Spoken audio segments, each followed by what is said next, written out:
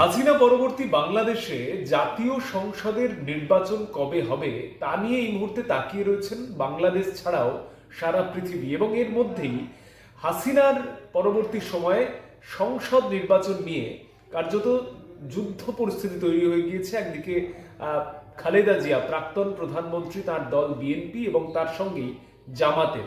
একদিকে জামাতের তরফ থেকে যেমনটা জানানো হচ্ছে যে হাসিনা পরবর্তী সময়ে যেভাবে ইউনূসের অন্তর্বর্তীকালীন সরকার তারা একাধিক সংস্কারের দিকে মনোনিবেশ করেছেন, সেক্ষেত্রে নির্বাচন হলে সেটা ধীরে সুষ্ঠে একেবারে সুষ্ঠুভাবে হোক। অন্যদিকে খালেদা জিয়ার দল বিএনপি তারা চাইছেন যত দ্রুত সম্ভব এই বিষয় নিয়ে যাতে কোনো সিদ্ধান্ত জানানো হয়।